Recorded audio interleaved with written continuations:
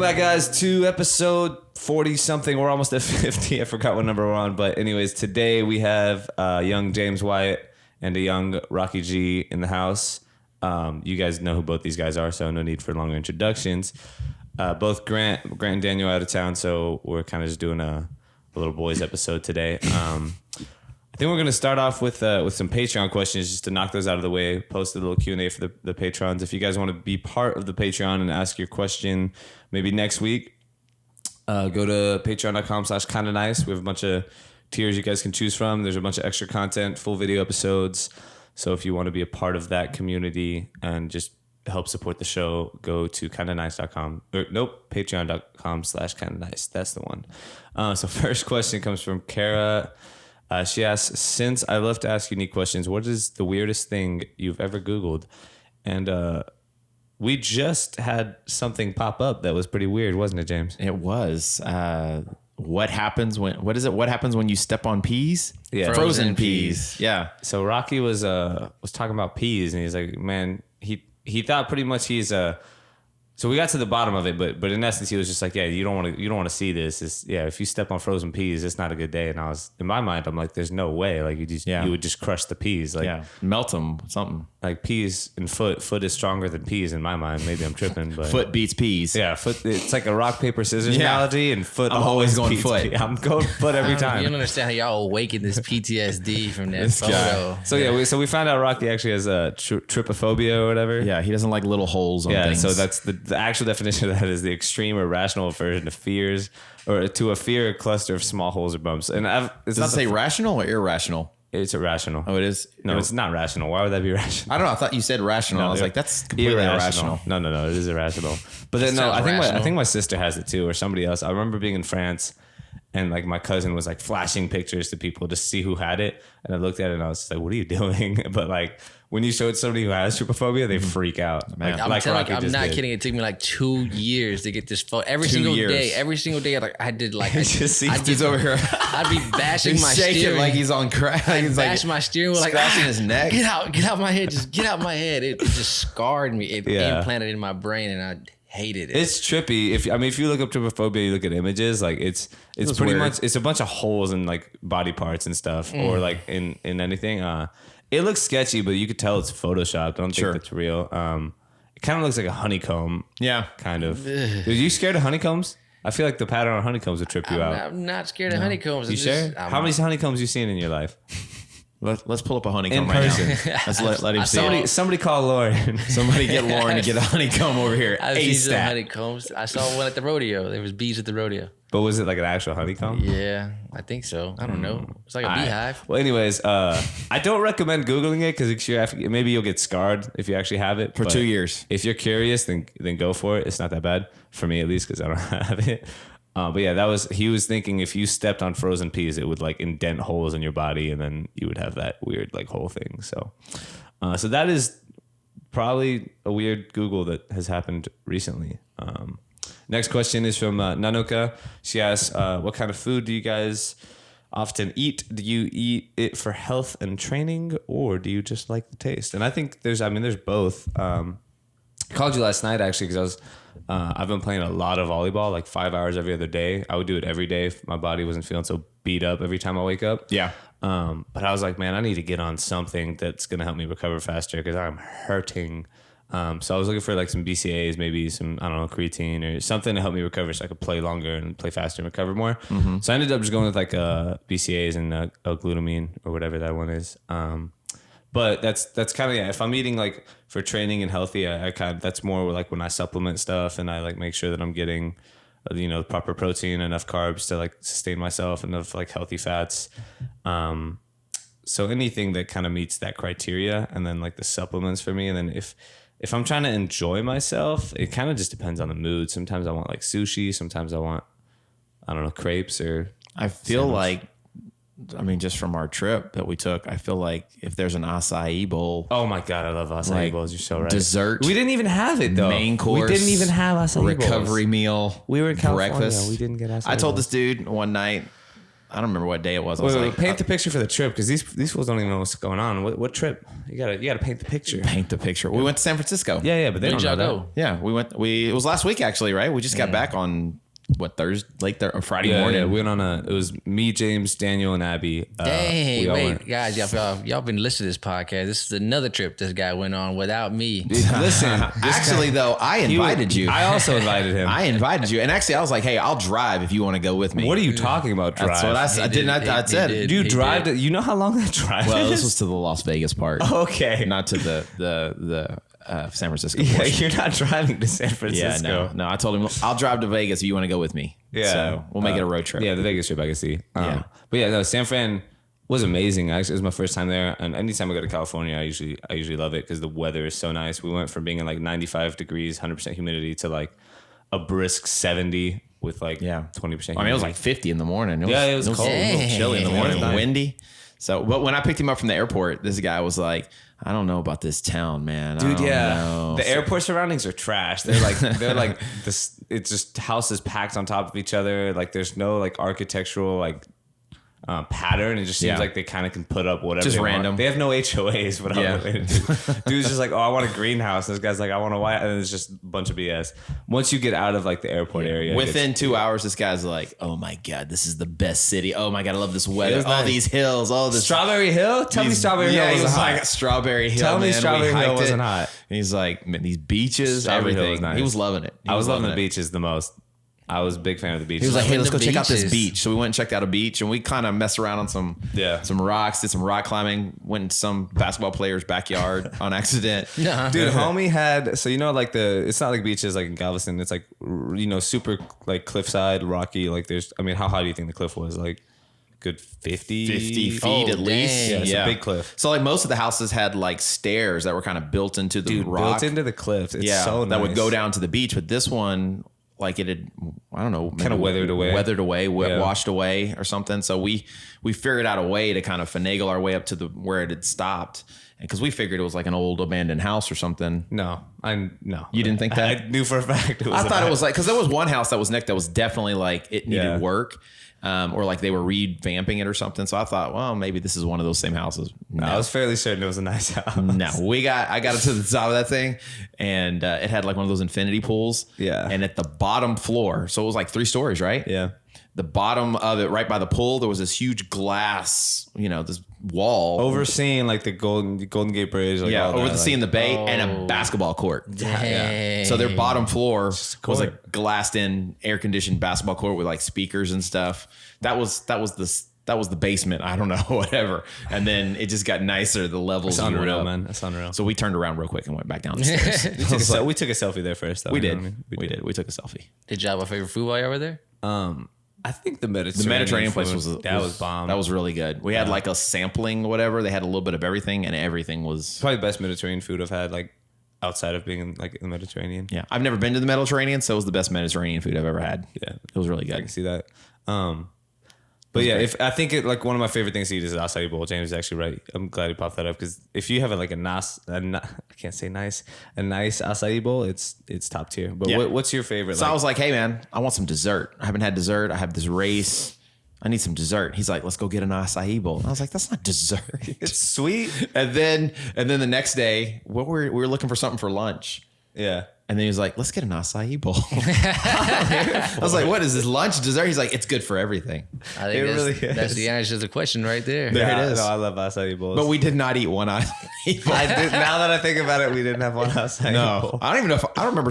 Did we see a place? Nah, we didn't really look for it though. No. I would think if I were to guess what your favorite food was, it'd be like bread pudding or chocolate chip cookies. That's the pizza. one. I mean, those are desserts, and I don't eat them hardly ever. You ate them a lot. We were there for I had one bread pudding. We were there for 3 days, and this man had 12 cookies and bread pudding. This fool said 12 cookies. I had one bread pudding, and I did have probably four chocolate chip cookies because there were only 4 in the pack. I thought it was a dozen. No, it was just 4. Yeah, but they were big. I mean, they were like huge. Yeah. I just finished a race. I haven't had dessert or anything like that in 6 weeks or so. So I was trying to spoil myself a little bit, and I hadn't had any good food because Vegas was trash food the whole time. Yeah, Vegas is expensive food. And it's expensive food, right? So at least San Fran was expensive food, but it was good. Yeah, for pretty much everything we ate was pretty good. What was so like for people listening who maybe want like some advice on what to eat? What would you say in terms of like if you're like just kind of not like a professional athlete, but you just want to eat a little healthier to maybe boost your energy or just feel a little better?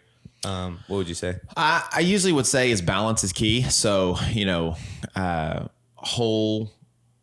I was gonna say whole grains, but like complex carbs are really key. So when I say that, anything that would be a carbohydrate that has color, so vegetables, fruit, the more color usually the better, right? So if you're gonna eat grains, whole grains, wheats, brown foods, right? Brown rices, so things of that nature usually are gonna add because your body takes longer to break it down.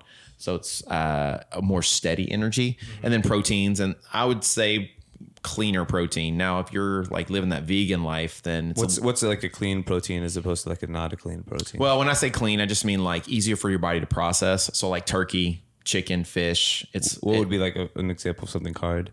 Steak? Like beef is a little more, it's a little denser, right? So it's harder for your body to break it down. It's still a good protein. It has creatine. It has a higher profile of protein in it. But yeah, it does take your body a little longer to break it down. Yeah, I can see that.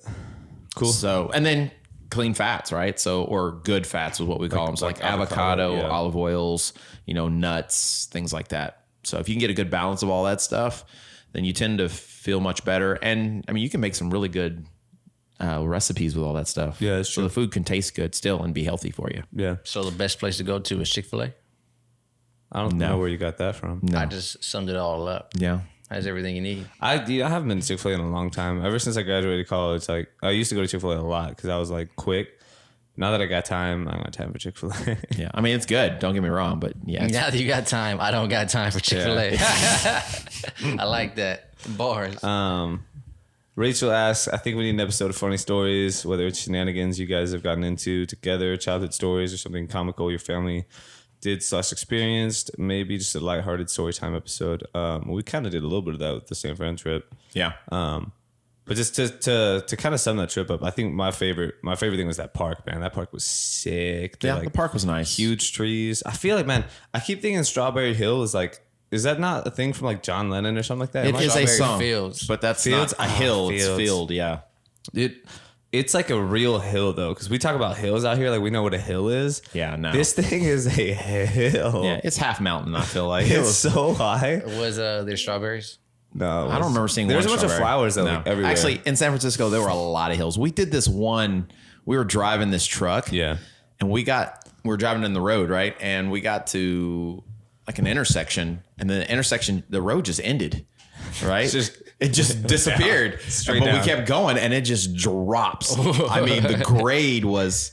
it was gnarly. It was to a point to where like if I was on anything with wheels other than a car, I would have walked. Like, Yeah, for sure. Like, I wouldn't have ridden even a bike down it. I don't think I could have rode a bike down there. I wouldn't have ridden anything. I didn't want to be in that truck. I wanted to get out and let him finish driving it down the hill. I was really nervous, and all I could think about was the brakes popping. The brakes on this thing are going to end, and it's going to be over. And Yeah, you would just send it down that hill. Yeah, it was serious. I wonder what the calves look like on a regular person from over there who just walks. People just fit over there. There's not that many like out of shape people. Yeah, most people are really thin. It's hilarious seeing people walk up those hills though. Yeah, because they're leaning. Just They're on serious lean, like forward. Like you never seen like those videos of like the wind blowing like 100 miles an hour and people are just leaning into it, right? That's what they look like walking up those hills. It was crazy. You know what? Like, I think if you're like a runner, I think you have to have like a bucket list item of running a marathon in San Fran. Yeah, that would be. That would kill you. That would suck. I'm sure they don't make them run up some of those. It ends on that hill. Oh my gosh, that would be so horrible. Yeah, it was bad. Lord have mercy. Would you rather run up that or down that? Because down that you would have to walk. I think so. Down would be scary. Honestly, I feel like when we were driving, I was more nervous going up than I was going down. When we were going down the hill, I wasn't nearly as nervous. Because it's the brakes versus like the engine. Exactly. So like when we were going up and we were getting to the stop sign and we had to stop. Yeah. And we were going to. I kind of try to like get up before I stop. Because I was nervous that the vehicle wasn't going to have enough oomph to keep going. Because like, and we're not just like tripping. Like this was we were kind of borrowing a truck from a friend. It was a really old like POS truck. So yeah. Like every time we backed up and we tried to turn the wheel, was it to the right? Yeah. It would sound like we hit something. Yeah, you just hear a clunk like the transmission dropped down. Yeah. Every single time we jumped because we thought we'd backed into something. Every time I thought I hit something, I was like, dang it. But it was just something falling off the truck, I think. Yeah. So he tried to kill me several times as we were driving. Who drove the most? I was about 50-50. Yeah. Not 50.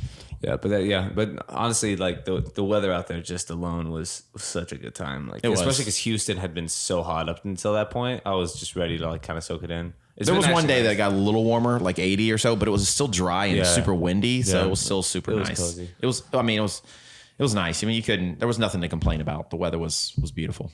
Yeah. You got any like childhood story? I feel like every time we talk, you got another story. He told me this story about him getting locked up the other day. That was a pretty good story. You want to tell that one? Because it's not like you did anything. Dude, put my business out on the streets, telling everybody I've been on lockdown. It's not like you like did like it was like a warrant for a ticket. So it's not that crazy. You know I guess I could tell it. Sure. I never told you that story before. No, that was the first time you told me that. Wow. Story. Or if you have a different story, it's up to you. I mean, I got stories for days, but Let's have a backstory real quick. James just came back. Y'all were in San Francisco. You said you were gonna drive us to Vegas. You partying over there? What were you doing? No, I was not partying in Vegas. I had a race. To Vegas for fun. I went to do a competition. I went to do the High Rocks World Championships.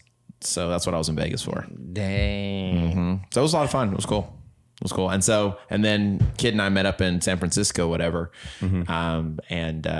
Kind of, we were there, 4 days? Yeah. I mean, 2 full days, 2 travel days. Yeah. So I rode a subway for the first time.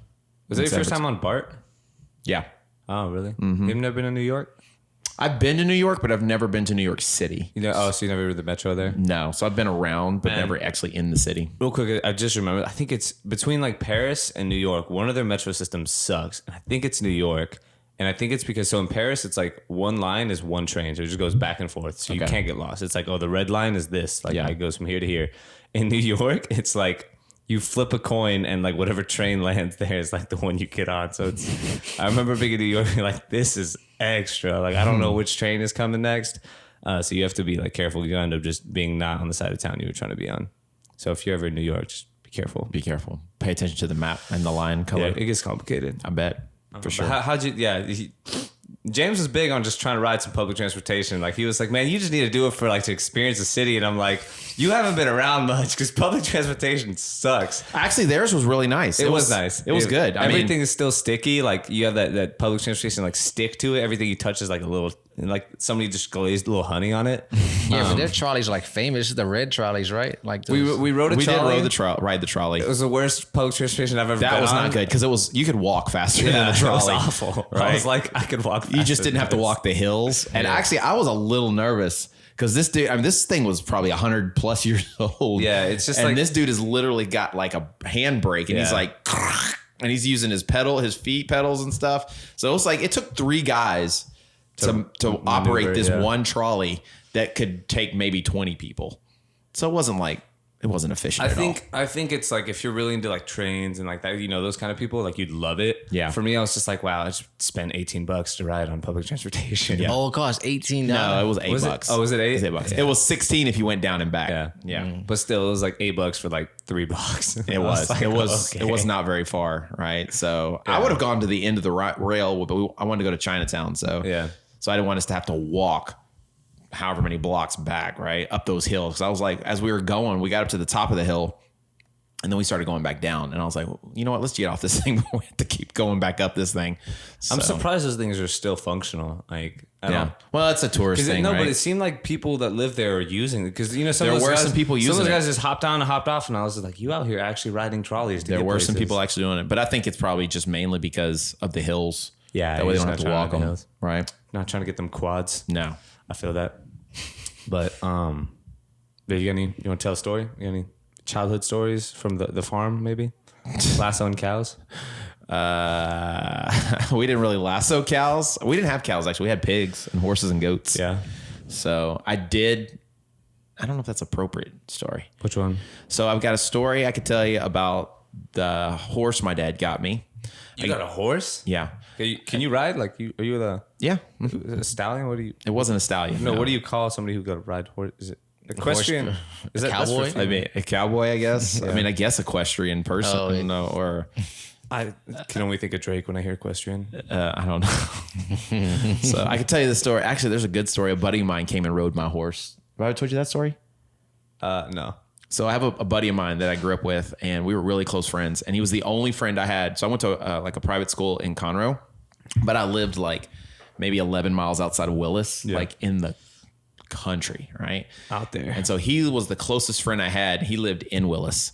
So he came and was going to stay the night at my house. And it was honestly, I want to say it was like the first time I had anyone that stayed at my house, like spent the night. Yeah. Out once we moved out to the country. Yeah. And so we were there hanging out. We were going to go to some concert one night. So like we were hanging out on a Saturday or whatever. And he was like, dude, you have horses? And I was like, yeah. He's like, I'd love to ride your horse. He's never ridden a horse? No, that's not actually what he said.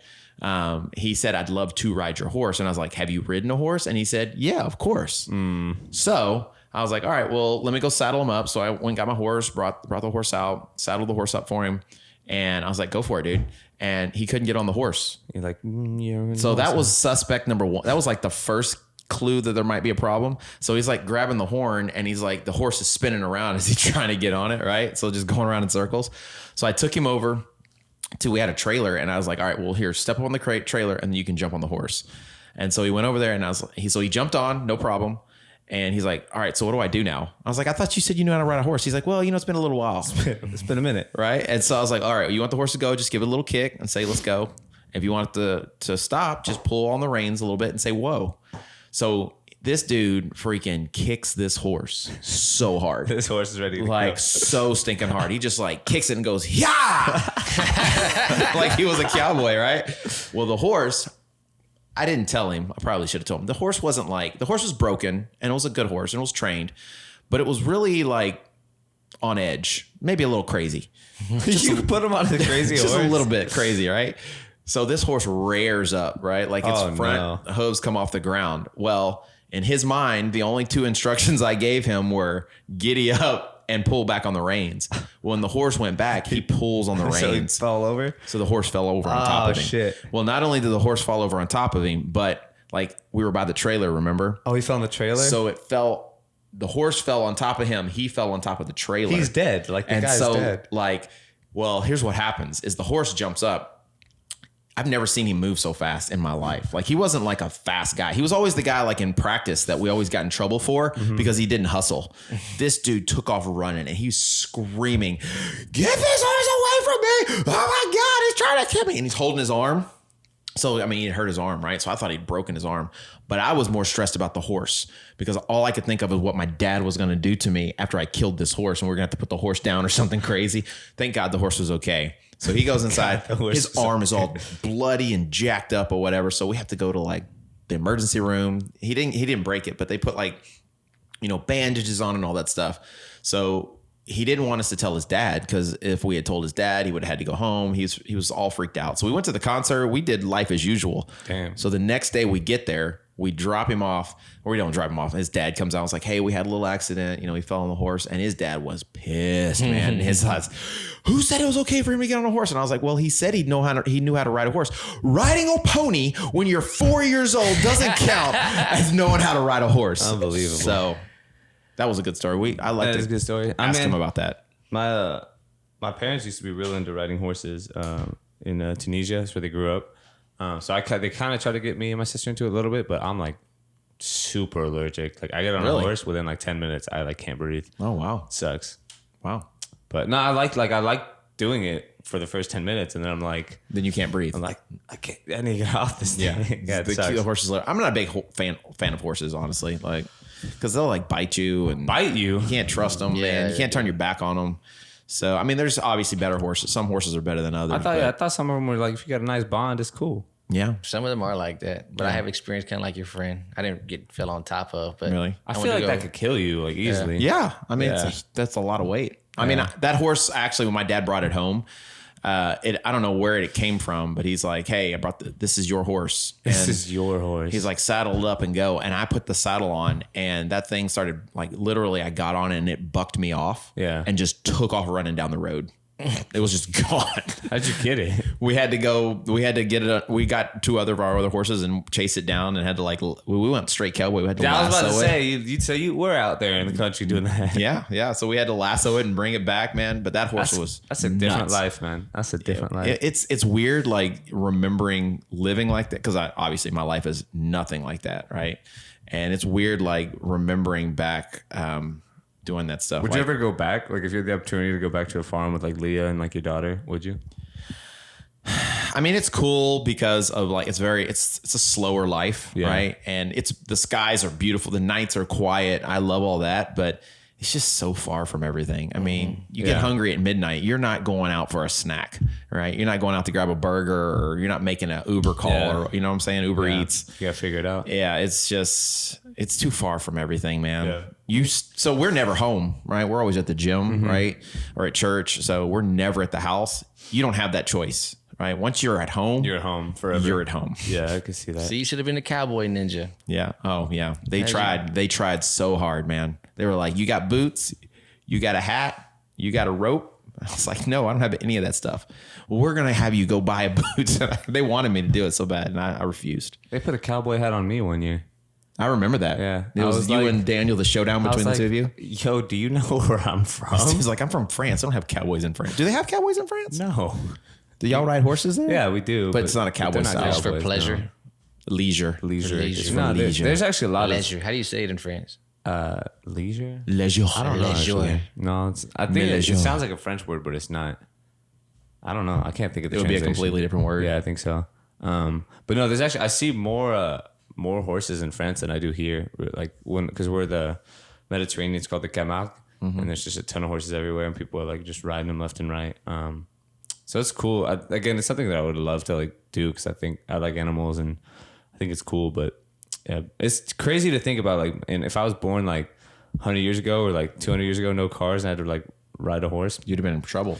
I just have to walk everywhere. I wonder if you would have adapted, like your body would have just. I think so because actually I used to be really allergic to dogs, and then got a dog now, and I'm not allergic anymore. So I think if you force yourself around that environment, your body is just like, well, it's either I keep giving them allergic reactions or not. So I guess it just chooses to stop. I'm trying to think of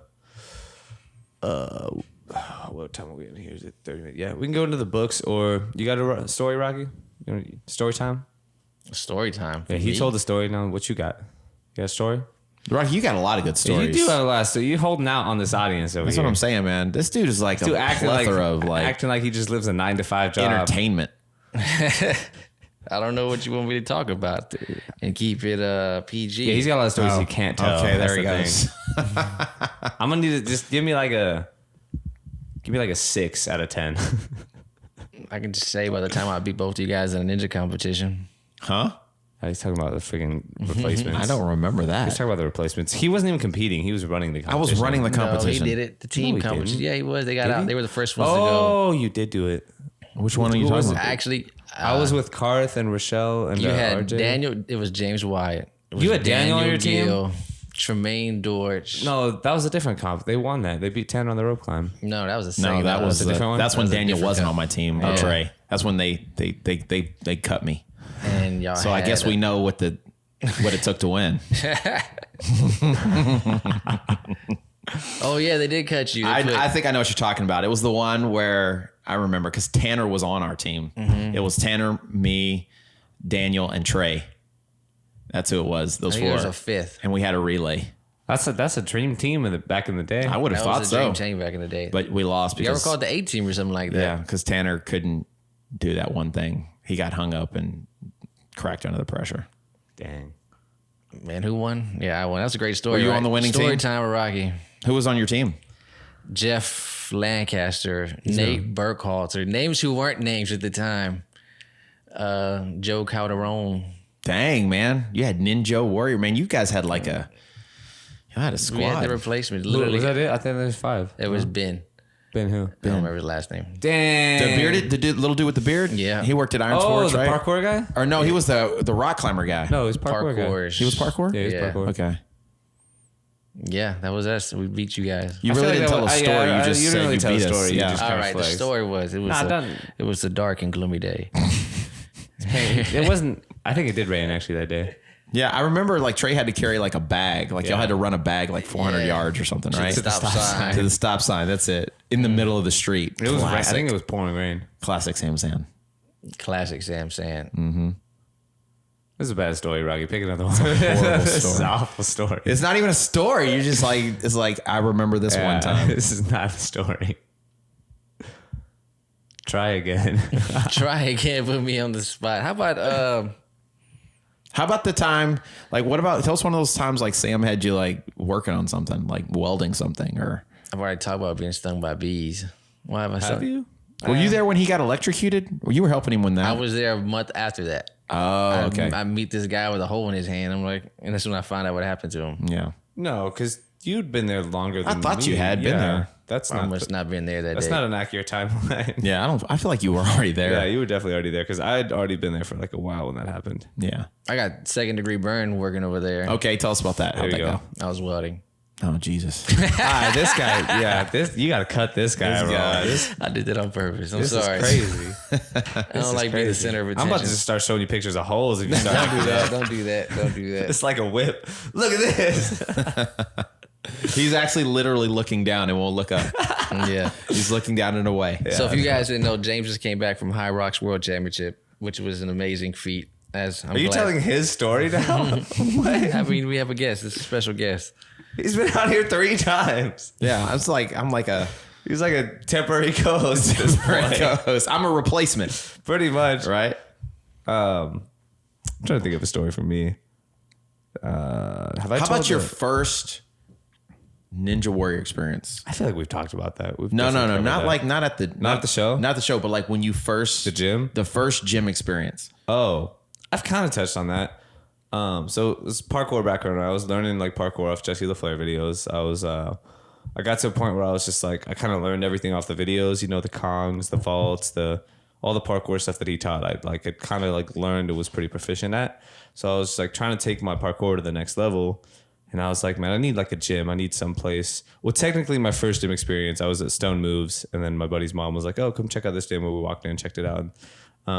So that out the way, when I was thinking about a place to get better at, that was in the back of my mind because I remember that gym being like an obstacle gym. And I was just like, right, they have to have parkour. Like there was like vault boxes and all this stuff. I was like, there's no way they don't.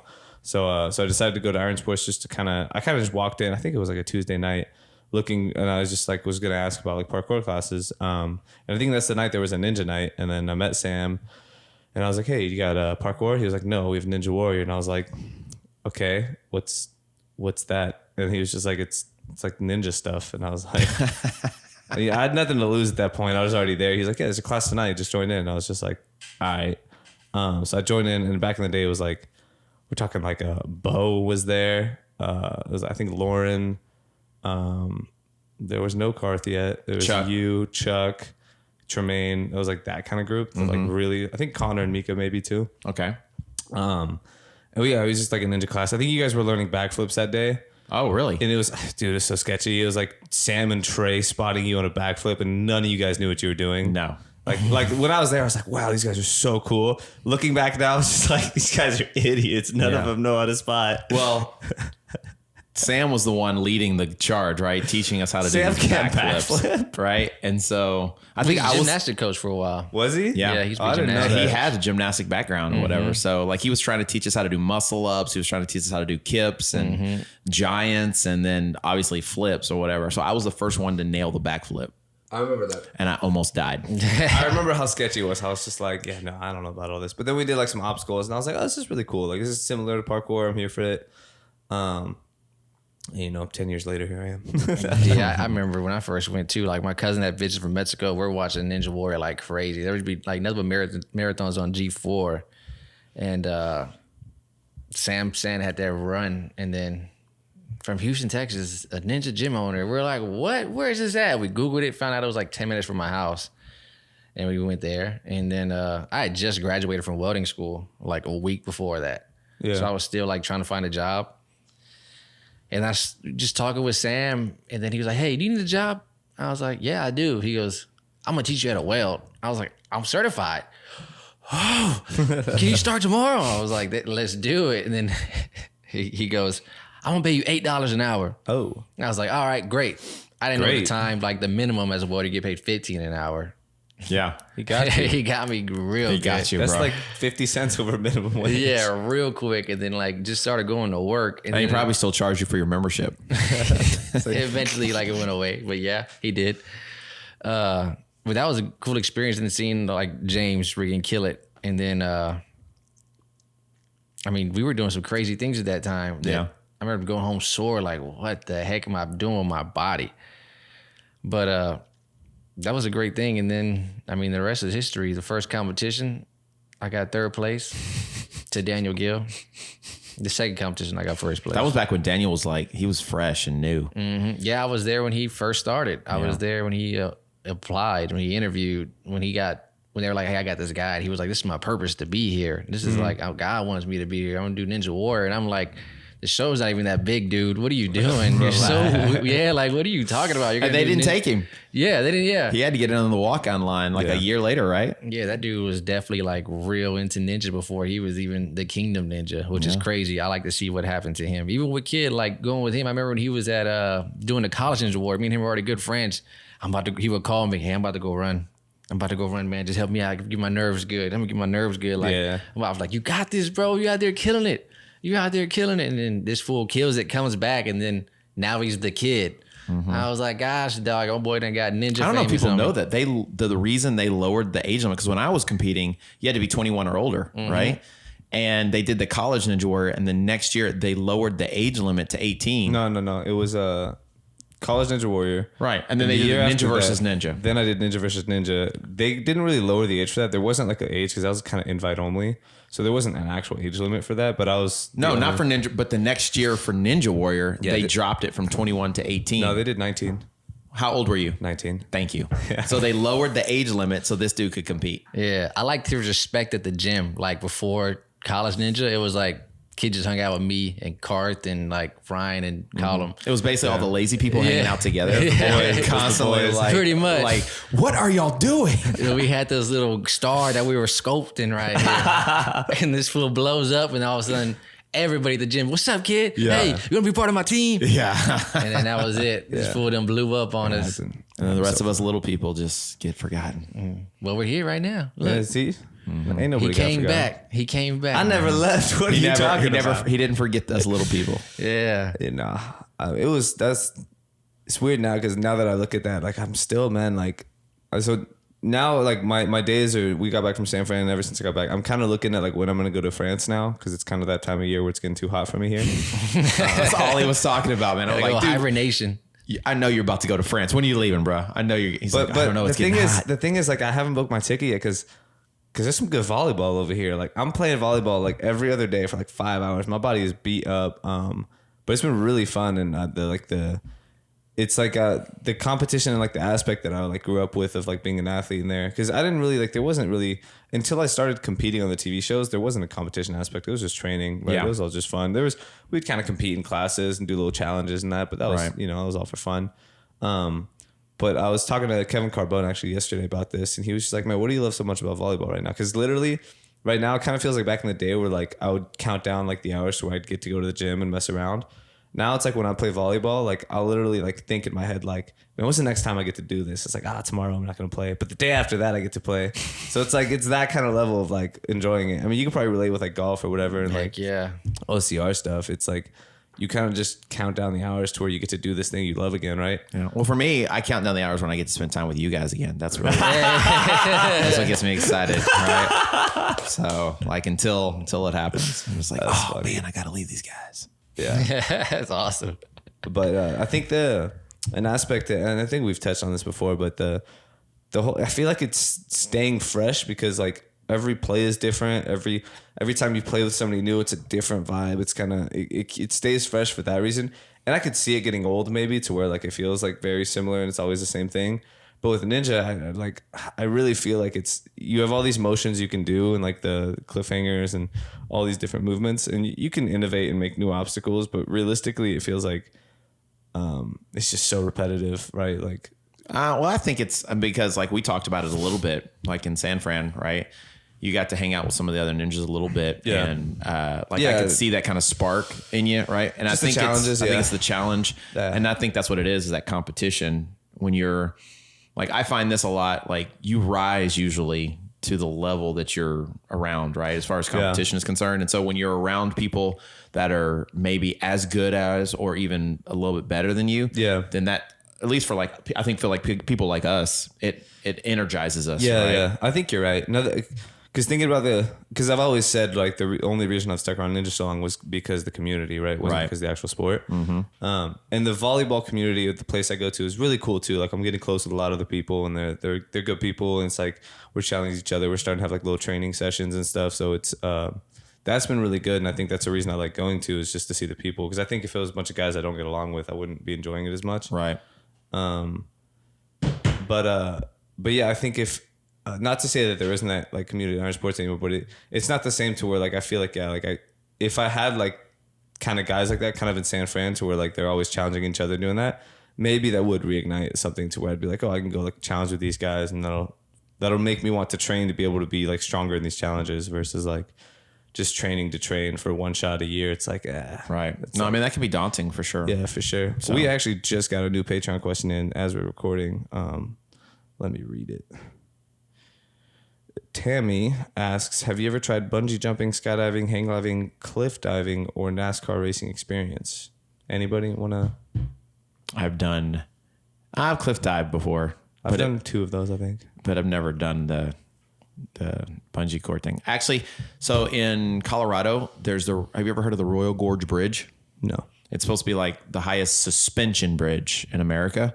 And it's basically just like, You hate bridges, though. I do, because I hate heights. Yeah. But it's nerve wracking, like when you're walking across it, because you can feel it moving, right? And like they tell you to like not walk in cadence because it could like make the bridge crash, right? But it's so high. Well, on the other side of the bridge, they have this old, like it's a ghost town, like it's an old Western town. That's cool. That used to be a real town, but now it's just dead. But they have a swing that they basically pull you back on this swing. It's like you're like sitting, like you're face down, Harnessed right? in. Harnessed in, right? And they pull you back and let go, and they swing you over the gorge, right? So we were on a youth trip actually. And so I was taking some kids, and one of the older guys, one of the teenagers was like, hey man, I want to do that so bad, but my mom says I can't do it if like you won't do it with me. You were like, man, your mom needs to tighten up. Well, what I told him was, well, guess what? You're not doing it. He's like, come on, man. I was like, this would be so awesome. I want to do it so bad. So he begged me and pleaded. So I was like, all right, man, let's go. Let's do it. So we went over to go do it.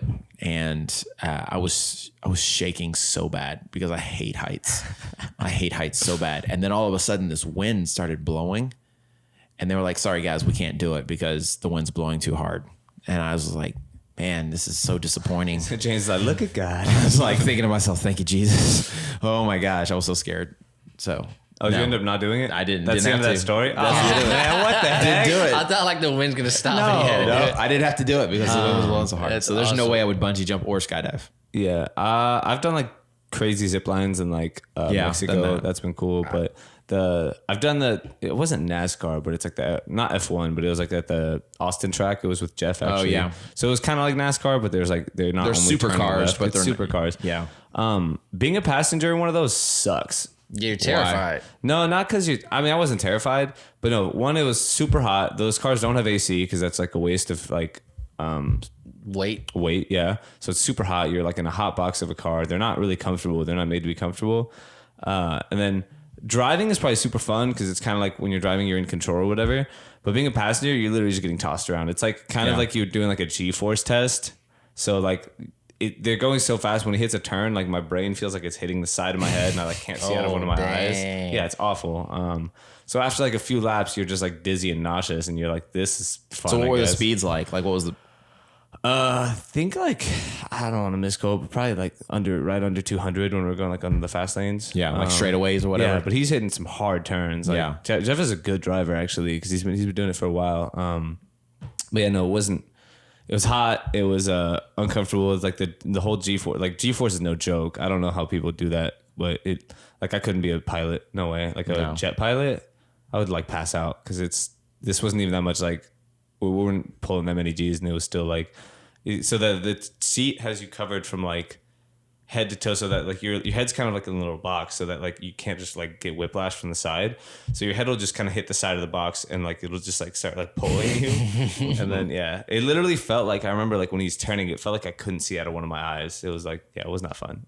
Don't recommend that unless you're driving. I feel like if you're driving and you kind of know what's gonna happen, you can anticipate it. Yeah. But being a passenger is literally like you put me in like a shaker and you start shaking the bottle. It's like not fun. Yeah. I mean, I don't like not being in control. So like anytime I'm driving with somebody else that I'm not like 100% comfortable with, or if it's like an uncomfortable like terrain or something, I'm always going to freak the crud out and be like, you would definitely not like this. Yeah. So if I was driving, it's a different story. I think you got to do it once though, because it's cool to see how fast those cars go. I'm sure. Yeah. Actually, Joyce's husband, one of our athletes, when we were in Las Vegas, he went and did some kind of NASCAR experience, and he was driving like Lamborghinis and Ferraris, like around the racetrack. Yeah. So, but apparently, like the speeds we were going at is nowhere near what the F1 cars go at. Oh no, I'm sure not. I mean, I think they max out like 250 or something crazy like that, 225 something. I don't know. They get fast, but I mean, they're still on those courses, right? So a lot. Well, if they do the road courses, so Have you looked into? I looked into that a little bit. It's so interesting how much money they put in these cars, how much engineering goes into it, like with everything. And then like anytime they get like one of those little scrapes, it's like $500,000. It's like, oh my God. And those guys are athletes, man. They've got to be like, they've got to be in amazing shape to be able to mentally, handle, physically, like everything. To handle those cars, man. So it's crazy. It's crazy. I've done indoor skydiving. I've done that too, actually. Well, it was kind of that the thing with the fan where it just holds you up? That's kind of cool. But I heard it was like really short. Like you're in there for like very short. 10 seconds or something. It's kind of cool. You're kind of just floating there, and it feels like cool because you can like kind of control how you spin and stuff. I remember that being cool. How old were you when you did it? Probably like 17. Would you go with friends or what? It was in France. It was just like an outdoor thing. Actually, it was outdoor, and it just shoots you up into the sky, kind of. But there's like a glass dome you're in. Yeah. So it was like that. But I remember thinking like I was afraid to spin too much because if you get out of control, I wouldn't know how to get back into control. Mm-hmm. So I was kind of like spinning really slowly, like, okay. But I kind of wanted to just tug and see what happens. But it's probably a stupid idea because then you would just like dive forward and hit the glass. So I mean, you had a helmet on, right? Yeah, but still, you'd get bodied. It's like. Did you do it? I did do it. I did it when I was 23. Yeah. I was driving right there by the Woodlands. I was like, I'm going to go try this out. You just did it like by yourself? Just on your whim? You're just like, let's see this. Yeah. It was me with a whole bunch of 12-year-olds. That's hilarious. It was so embarrassing. But they couldn't tell the difference, right? I mean, everybody's about the same size, right? This dude out here roasted. You kind of true. You kind of asked for that, right? Yeah, I did. Dang. This clown sent me a picture yesterday. Dang, we're going It was there. random and out of nowhere. Yeah, I was like, why is he doing I was this? like, You're really? too We weren't much. even talking about it. It was nothing. It was like, hey, man, you want to be on the show? Oh, by the way, check out this photo of this dude who has no hair. It's FDA approved new pill. Oh, my God. It's not even real, too. I was like, if it's real and he's trying to look out for you, I that's know. one thing. No, it was just not real. It was you like just sent a meme, bro. it was just a dig. It's like for no reason. I just wanted to be funny. I wanted to laugh with my bros. Cold-blooded, man. That's crazy. It's all right, though. I'm sorry. I forgive you. You got him back. You got him back. So I'm reading this book.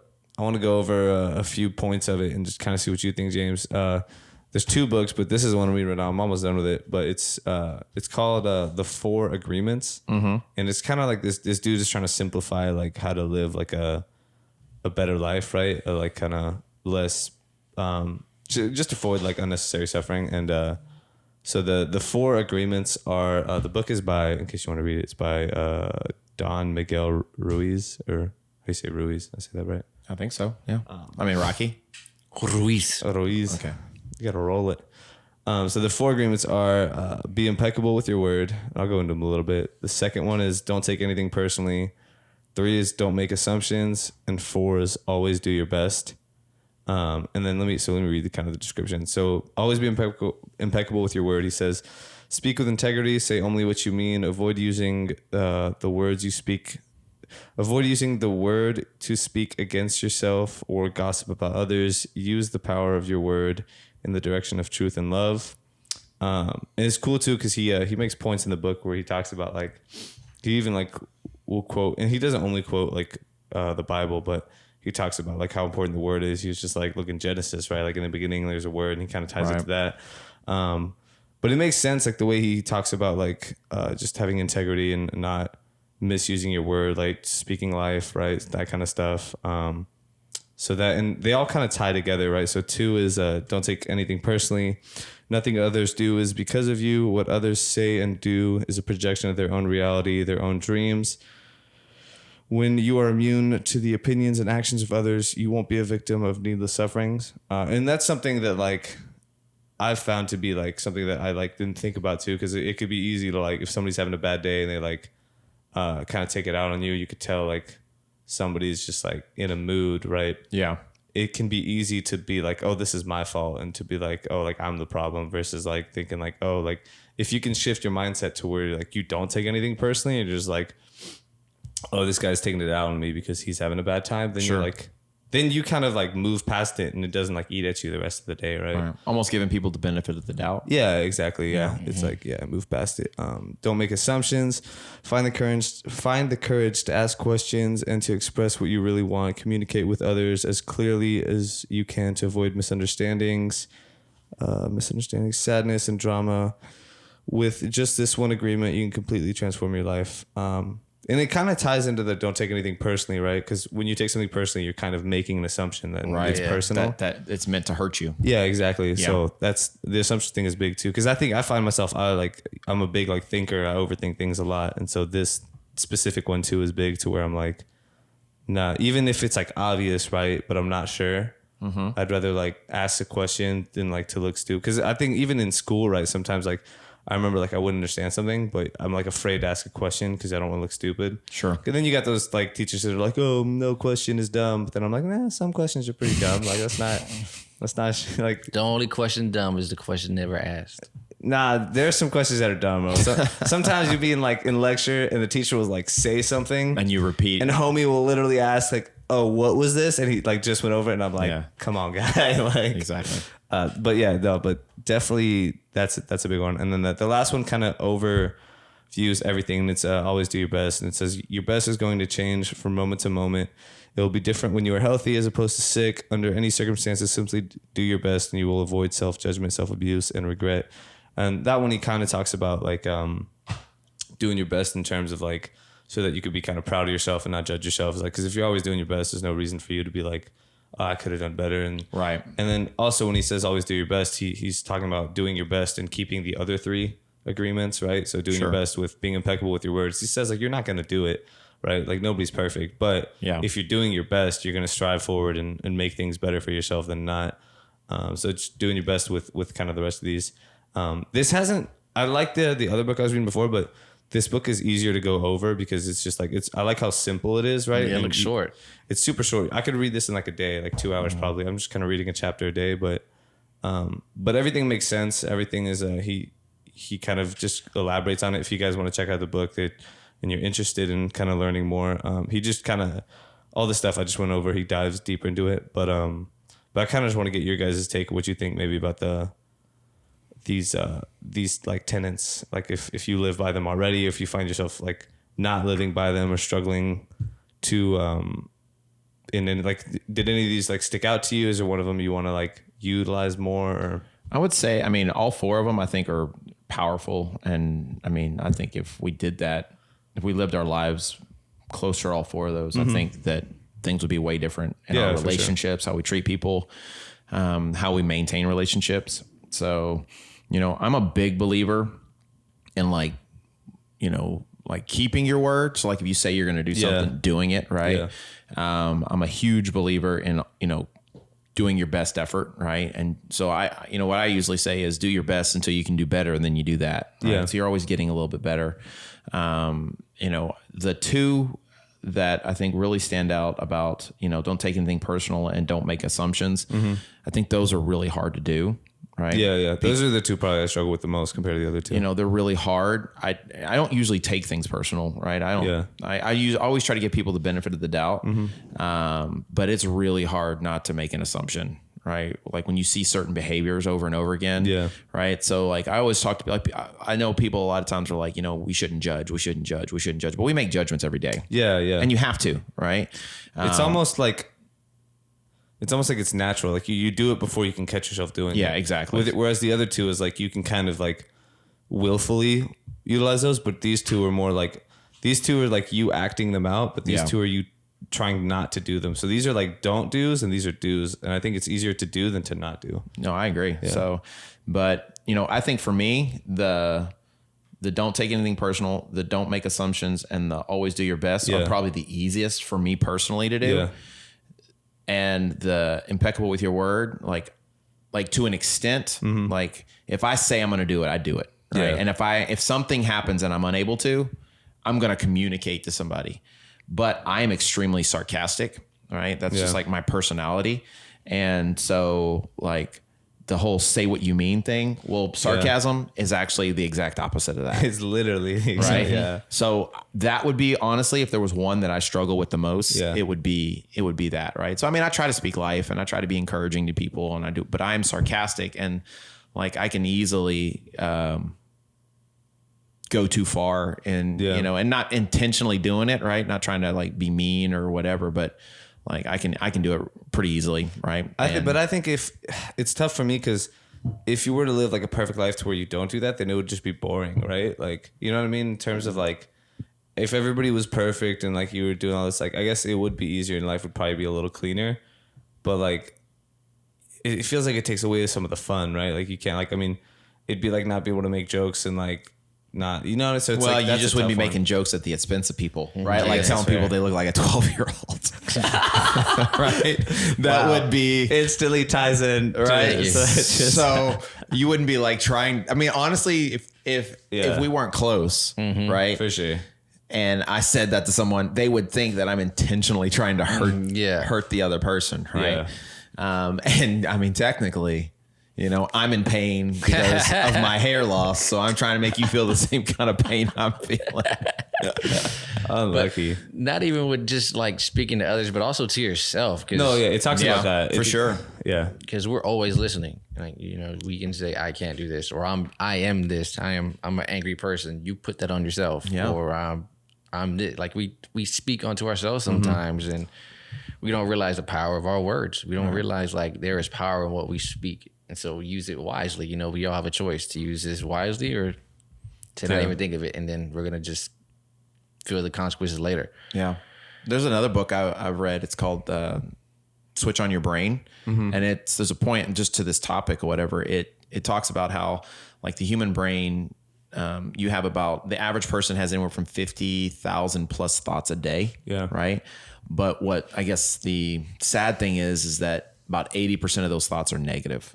Right. Yeah. So when you're constantly focusing on the negative and you're constantly thinking about the negative, and that's really all you're spending your time doing, well, it shouldn't be a surprise that negative things manifest in your life or, you have depression or you struggle with things because that's all you're ever thinking about.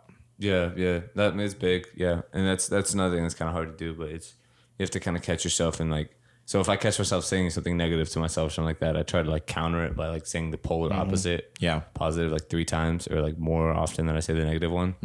But yeah, this book has been good. It was like, no, I mean, I think those are some powerful things. What about like competing though? Like, so if you're on a course, you're on the show, like do negative thoughts come to your mind or are you just completely zoned? Not like when I'm running. Cause like the most recent example would be in France. And beforehand, there'll be a lot of like doubt and just questioning myself. But that's, I mean, it wasn't my first rodeo, so I kind of understand what to do. But when I'm running, it's kind of like when I'm playing volleyball. It's just kind of like the pure like epitome of like being like alive in like a flow state to where you just like kind of are in the moment and you don't think about the past, you don't think about the future. You're just like living now, which is kind of like a state that you should strive to try to be in all the time.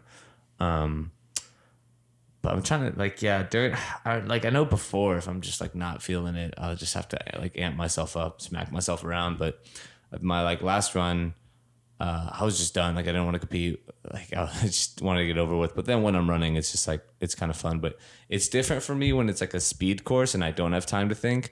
I remember like my, I think it was my second or third season, whenever I made it to stage 3 on American Ninja Warrior, the first time I kind of experienced like my thoughts during a course was on stage 3 because it's not timed And it's like, instead of like flowing through obstacles, like you want to take your 30 seconds. Right. Because it's a marathon, not a sprint. So you're trying to take breaks. Right. So I'd finish an obstacle and then I'd stand on this little bitty platform with water all around me in the crowd.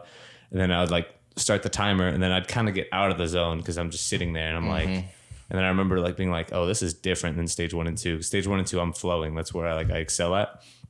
And this one, I was just like sitting there thinking about stuff, and I was just like, "This isn't good. This isn't where I want to be." That's the only time I've really done like that. But it's not bad either. It's just like you like feel the nerves more because you have time to feel them, right? When you're like on stage 1 and you're going obstacle to obstacle, like they're probably there. It's just like there's no time, right? So you're cruising, right? Well, you're able to be more natural, right? Yeah, for sure. Responsive, I guess, right? Yeah. So rather than thinking about what's about to happen and stressing about it and Well, all even the mistakes you can make. You just had a long event, a long competition. Like, how do you keep those negative thoughts out? Did you process them, or are you just too into the zone? Especially like, what do you do when like a blunder happens, right? Like, because if everything's going well, it's easy to stay positive. But when a blunder happens, like you either gonna rise or you're gonna like crumble. Like, right? yeah.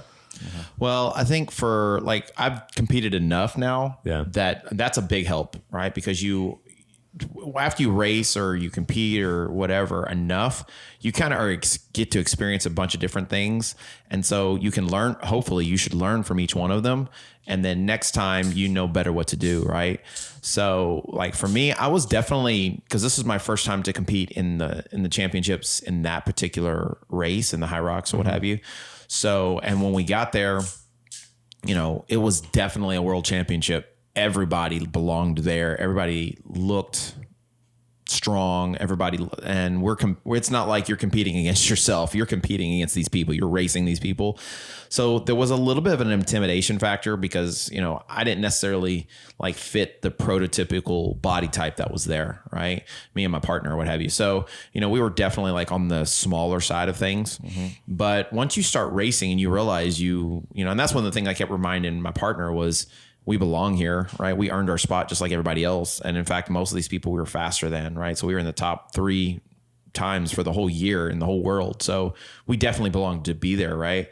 So, I think we were doing fine. We did great, actually. And our confidence was boosted the more we went until we made a mistake, right? So there was a weight we were supposed to pick up and we picked up the wrong weight. And I think that kind of was a slap in our face type situation. So, like when those things happen to me, like in the past, I had a race where I made a mistake. I made a really big mistake and basically I just gave up. Yeah. Like in the race, I was like, well, by making this mistake, there's no way I can win. So I just kind of mailed it in. And then I got to the last, it was an obstacle course race. And I got to the second to last obstacle and it was a rope climb and it had been raining and like, it was super muddy. And everybody that was in front of me they were all stuck on that obstacle. And they had enough, I had given them enough time to not only mess up on the obstacle, but do whatever the penalty was because I had slowed down. So if I'd have just done it, said, hey, you know what? I made a mistake. Let's go push hard. I still would have been in it because I got up at no problem. So like I beat myself because I gave up in the event. And so like ever since that's happened, I've learned from that. And no matter what happens in an event now, like I don't let that one mistake like ruin my event. And honestly, I can give you probably 4 or 5 times where I've like not made a mistake, but like maybe I got hung up on something or, I missed an obstacle or something like that. And I came back and ended up winning because I didn't give up. I think that comes from Ninja to a certain extent because so Ninja, like if you make a big enough mistake, you're done regardless. It's over with. Yeah, you're falling. Because I think when I'm training, right, sometimes we'll set a course up and in my mind, I'll have like a certain way that I want to do the whole thing. Yeah. And if there's 2 different types of mistakes, there's a mistake that's like an obstacle mistake to where like you make a mistake on a movement, but you're still up and you keep moving. Like that's fine. I'll keep moving like regardless. But if I like fall to where like it would be like an end on a ninja course to where it'd be like over, I tend to just like restart or just stop the run because it's like, well, there's no point to keep going. Like I fell here, so I need to restart. I want to get it start to finish perfect. Not perfect without like mistakes, like the first type of mistake I described, but without falling. Yeah. So if I'm falling and everything, then it's like there's no point. So I think maybe that might be like where that comes from to where like when we make a mistake, we're like, like from the ninja mindset, like from you have to finish like flawlessly. That right? you have to be perfect. Yeah. Or you don't finish. It's either like a flawless finish or not a finish. And I think that's so the further I get away from competing in Ninja Warrior Yeah. and doing other events, Yeah. like the easier it is for me to overcome the concept that if I make a mistake, I've ruined the whole thing. Right. Yeah. And that's how people live. Honestly, a lot of the people that I coach and stuff, like it's crazy because I used to be like this a lot. I'm better at it now, but like going into something that you've never tried before, being so hard on yourself because you're not awesome at it. Yeah. Right. So how can you expect to be the best at something that you've never done before? You have to practice it. You have to get better at it. And so you got to give yourself, I feel like, a little bit of leeway and kind of give yourself a bit of a break. Yeah. Don't be so hard on yourself. Right. Don't be so hard on yourself until, I'm not saying don't challenge yourself, but you can't be the best in the world at something. Nobody is ever the best in the world at anything that they do for the first time. They may be good at it, right? But you're going to make mistakes. You've got to learn. And so when you get into something like that, I feel like you've got to be able to, have a short memory, right? That like in football, that's what they talk about like with quarterbacks, right? Who throw interceptions, right? You've got to be able to forget about that and move on because it was just one mistake, right? And it's not the one mistake. It's the compounding of mistakes over and over again. I can see that being like easy to like get stuck on. Right? Yeah. I've been watching. Have you seen Ted Lasso? I have. You have? Oh, great. We can talk about this. So Rocky's been like bugging me about watching it. So I started watching last night. And at first I was just like, man, this would be such a stupid show. Then I was just like, wait a minute. This is kind of good. Yeah. Like this is really good. But the whole thing that made me think about that is like with the curse thing, right, that they had.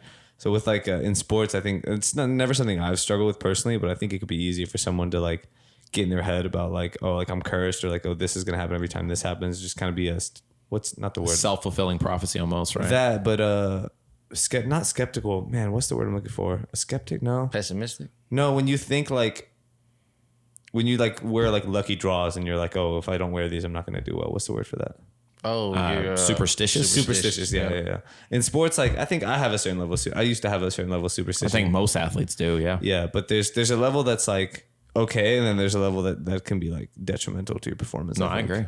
But what do you guys think about Ted Lasso? Because I've been liking it, but not as good as Suits. I'm gonna get that off the record right now. I think Suits is a better show, but so far it's been top. It's a good show. Yeah. I mean, I didn't like the last season. I'm almost the most recent season. I hadn't even finished watching it. I wasn't a huge fan. Oh yeah, but I mean, the show itself is funny.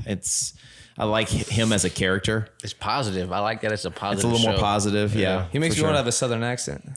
Yeah. And he is like super positive. Yeah. And I think that's probably what gets me is like, so he's like overly positive, but then like he's secretly depressed or something, right? Like his whole life is in shams. That was tough. I just got to that part where like he's just like going through, and we don't want to spoil. So if you haven't seen Ted Lasso, maybe skip forward or something. But yeah, when that happened, the stuff like that whole section happened, like where he's just like showing that like he's having some problems like in the house. I was like, dang, that's deep.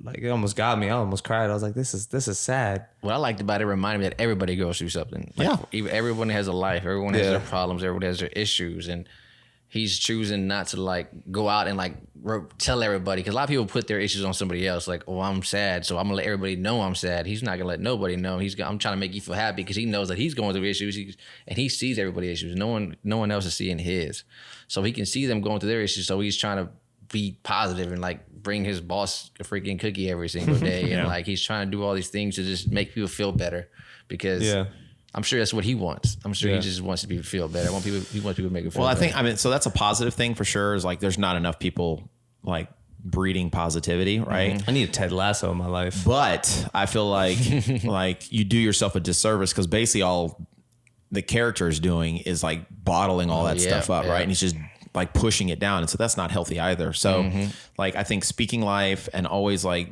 being, like you can be that positive influence in other people's lives, but then with those people that you have those close relationships with, open up, be able to talk about the things you're going through. Right. And you don't have to, it's not like I'm complaining about them, but like, hey, this is what I'm struggling with. And, can you be a positive influence in my life? Or, what do you think about this? And sometimes you just need to like take that burden off of yourself. Right. And so, I mean, we're all meant, that's what, as brothers and sisters, whatever, we're meant to bear one another's burdens. Well, you can't do that if you're so secretive, or you're so worried about like not putting that burden on somebody else that you don't share it, right? So if we do that for one another, because it's so much easier, honestly, like something you're going through that you're trying to bear. If you share that with me and I start trying to help you carry it, well, it's not weighing me down because it's not my problem. It's your problem, right? I'm not carrying your burden. I'm just helping you offload your burden a little bit, right? And the same thing,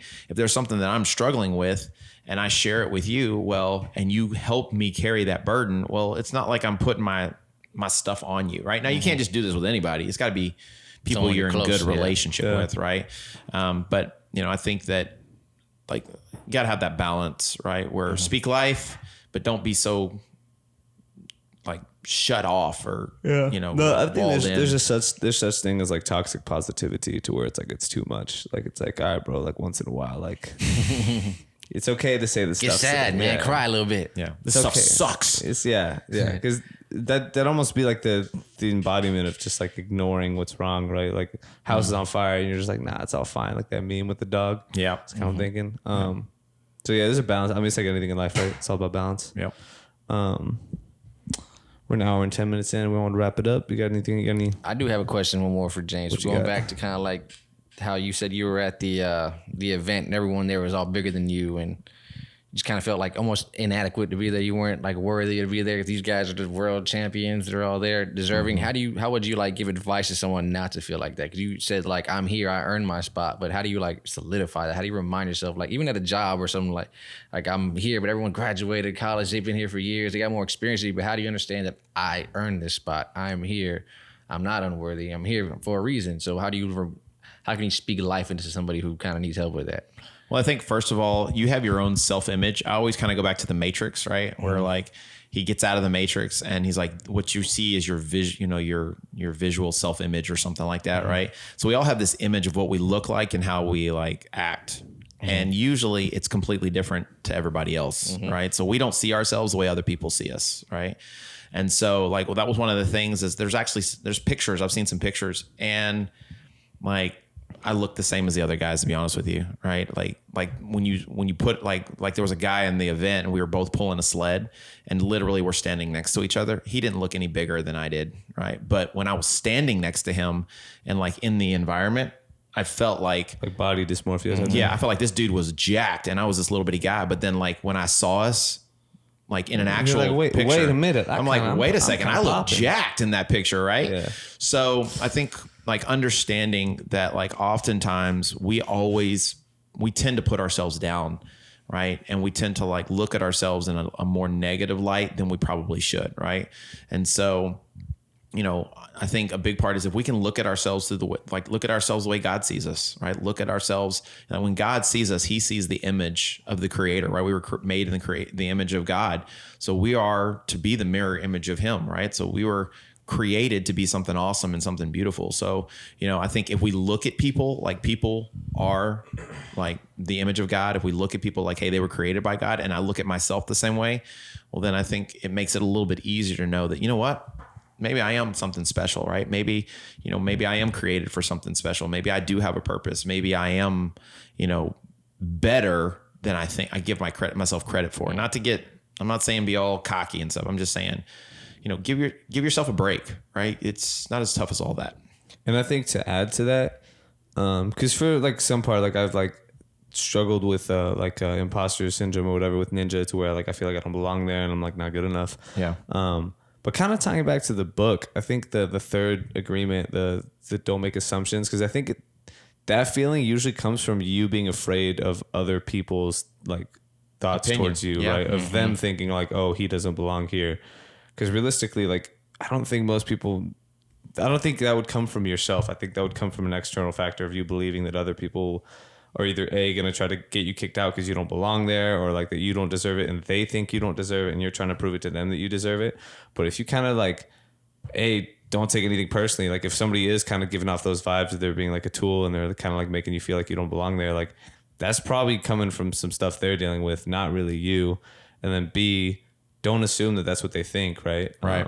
And don't assume that that's the truth. Right. No, for sure. No, I agree. I mean, and I think like for you, like the conversations we've had when you're competing and stuff, that's always, and even me too, to an extent, that's always the fear is that, you know, you're going to mess up, and then like any respect they have for you is going to be gone. Yeah, for sure. Right. And yeah. that's never, honestly, I mean, that's very rarely, if ever, the case. Right. Yeah, that's true. So, And I mean, think- especially for you, I mean, everybody thinks you're amazing. And like when we went to that place, man, they're all like, oh, dude, it's the kid. And they're all whispering. Like, they didn't even say it loud because they were scared that if they said his name too loud, you know, he might like disappear or something. he's gone. Yeah. So like, and then they would do something. It's like a deer. They would like, set some kind of like, hey, try to do this, this, and this. And it would be something that nobody else in the gym could ever have done. Like, they have never been able to do it. And he like goes up there and he's like, okay, I do this. He like kind of does his, you know how he does, where he's like doing these motions in air because he's going through it in his head.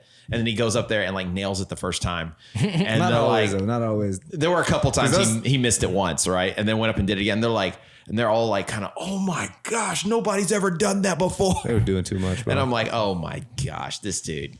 Trying to sell him a membership. All right.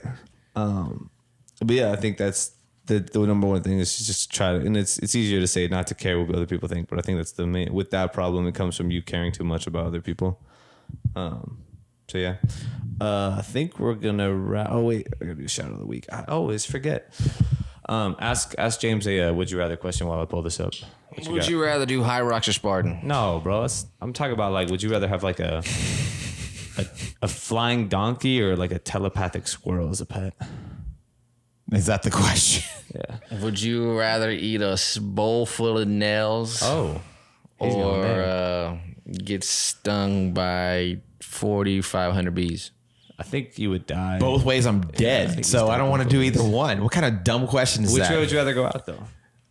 Bowl of nails or the bees? I don't even know how to answer that question, man. yeah. I'm sorry. My fault. He put me on the tried. spot here. Oh, give me your plug-in. Plug-in, where can we find you at? That's not a would you. We'll get there. Get the would you rather. Would you rather question. put This a guy's skipping Facebook steps. plug-in or Instagram plug-in? This guy is unbelievable, bro. All right, shout out of the week. If you guys want to be the shout out of the week, go to the iTunes podcast app. You could also give us a 5-star review on Spotify if you can. I can't read those, but it's still super helpful for us.